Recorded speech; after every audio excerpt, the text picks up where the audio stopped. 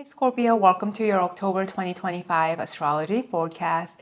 We are starting the month off in Libra season, which means that the sun is moving through the sign of Libra, and this is happening in your 12th house.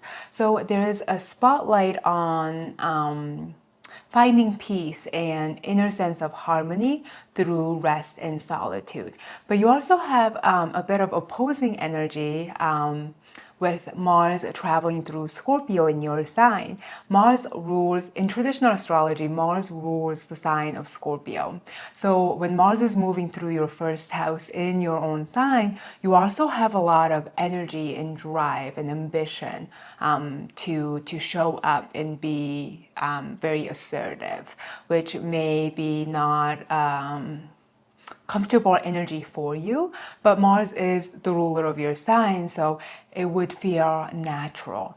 But with the sun and also, in Libra, there's just this focus on finding balance.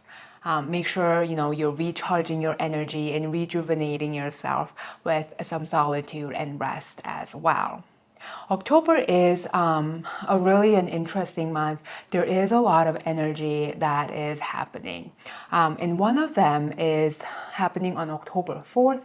This is between Venus and the South Node. Venus and the South Node are perfecting a conjunction in Virgo in your 11th house. As we know, the South Node is indicative of releasing or letting go, or it can even talk about karmic endings. And this is in your house of friendships, social groups, and networks. So, this can even talk about some sort of karmic closure in group involvement. Maybe you're even losing a friend, or a shift in group dynamic is happening for you around this time. Now, if you do have planets or personal points around the 18 degrees of the mutable signs, which are Virgo, Pisces, Sagittarius, Gemini, then this energy is likely to be more of a significant influence in your chart. But otherwise, maybe just a couple of friends or a friend is just disappearing. Maybe to focus on other areas of their life. So it may not even be like a major thing, but you may notice some sort of a loss or a disappearance or an ending to any sort of social dynamics. Now, Venus is also romantic, right? Venus is the planet of love and relationships, and especially for you, it does rule your 7th house of one-to-one relationships. So there is a possible ending of some sort of karmic connection as well. And then on the 6th, we have the full moon in Aries, which is happening in your 6th house. Now, full moons are usually culmination or some sort of conclusion. And when it's happening in the axis of your 12th and 6th house with the sun in Libra opposing the moon in Aries, there can be this tension related to health issues. So it's a really good time to, if there's any sort of signal from your physical, mental, or emotional health, it's really important to take those into consideration to make some lasting and permanent changes in your day-to-day life to improve your health and well-being. Now, this full moon is especially potent this month because it's lining up on the day that Mercury is entering Scorpio. When Mercury enters Scorpio on this day, it's not only traveling through your first house, but it's squaring off with Pluto in Aquarius in your 4th house. When planets are squaring off in a harsh aspect like a square, on the angles of your chart, like the 1st, 4th, 7th, 10th houses, these energies usually manifest and they show up in physical reality. So it's not just emotional, when it's about Mercury and Pluto, it typically speaks of some sort of information that's surfacing, some sort of secret or hidden news that's coming to the surface, especially related to your family members, family dynamic, even your ancestry. There's just things surfacing from the darker realms of either your psyche or secrets being revealed about your family that kind of has a huge influence on your sense of identity, because it's involving your sign, your first house.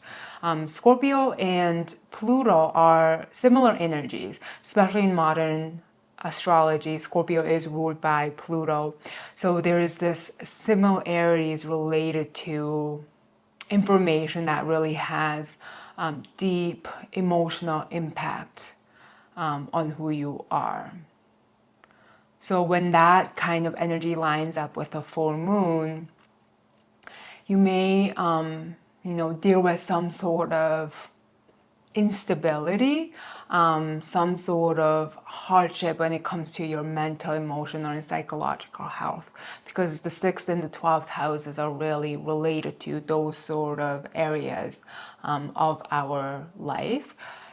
So yeah, I think that's all I would say about that energy. Now, when the moon is in your 6th house in Aries, it's close to a close conjunction with Neptune in Aries in this house as well. So that's why I'm also focusing on this idea of health, because when it's Neptune in the moon, there's a lot of energy of mental health. So definitely, take care of yourself. Therapy is probably likely to be helpful. Just spend, also time in solitude and try to find peace within, so that you're able to move through this energy with a little bit more conscious or conscientious energy, rather than just kind of being head out of nowhere, if that makes sense. Neptune is also illusions, and it can create a lot of confusion. So yeah, just pay attention and watch out. On the 14th of October, we have Venus entering Libra in your 12th house. So there is again this sense of focus and energy coming into your subconscious mind, or your habits that may not really be that conducive to you. 12th house is typically speaking of things that we do to sabotage ourselves, and it's related to like patterns of behavior. It can even talk about addiction. So if you already have this kind of problems, or you tend to go towards self-medicating, I would definitely be more cautious, especially with that full moon energy, because it can possibly lead to some sort of psychosis. And this month I am seeing a lot of health issues surfacing, so especially for you, I would just be careful. Now, as Venus moves into Libra, it's forming an exact opposition to that Neptune in the 6th house, which can again be a very confusing time. It can be disillusionment related to sense of love, sense of self-esteem, worthiness, all of those darker kind of emotions that's difficult to deal with.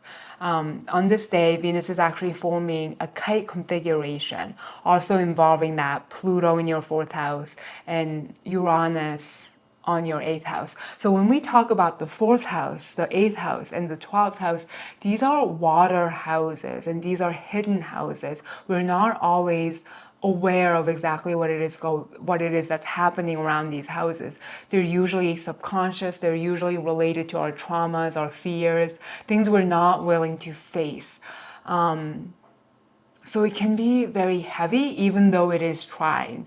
But Pluto and Uranus are shocking, they're disruptive. So even in a trine aspect, they can cause problems and issues. So just be, aware and be mindful of that. Usually astrologers say that kite configurations have a larger purpose. There's a direction and larger picture that's trying to formalize through this kind of connection between the planets. And that really is related to the Neptune and Saturn, because those are the two planets that's going to be sextiling Uranus and Pluto and opposing that Venus energy. So for me, it seems like, based on these house placements and these planets in your chart, it's really about breaking some sort of illusions, breaking some sort of bad habits, breaking a need for escapistic tendencies to improve your health, but also your health on a day-to-day basis, like the quality of your life. So there's really a need to let go of certain habits that's really not good for your overall health. And that all of this energy is happening in the middle of the month. And you're likely to feel it, before the 14th as well as after. It will linger on because these are involving the slower moving planets. And then on the 21st is the new moon. October 21st, we have a new moon in Libra. This is the sun and moon meeting up in your 12th house. It has an influence on your first house because it's only about 1 degree or 2 degrees away from your first house cusp if we're dealing with whole house system. But because there has been so much emphasis on your 12th house of that subconscious behavior patterns, the things that you do to undermine yourself, escapism and addiction problems, it's really a time to make some sort of changes to set you on a new path. And this new moon is energized by a Mercury-Mars conjunction in Scorpio in your first house. So Mars and Mercury coming together is basically having you face a harsh reality. Mars and Scorpio is, like I said in the beginning of the reading, it's a really strong energy. It carries a lot of drive and ambition and a craving and desire to act. But if it's not used in a positive manner to push you forward towards where you need to head, it can have you falling back into old patterns of behaviors due to this need to feel something. So it's like, I guess what I'm trying to say is basically Mars can be, especially in Scorpio, can be a deep craving that's difficult to satisfy. So with the Mercury, there's some sort of information related to this area of your identity and personality that's coming to the surface that you really need to face with courage and with bravery.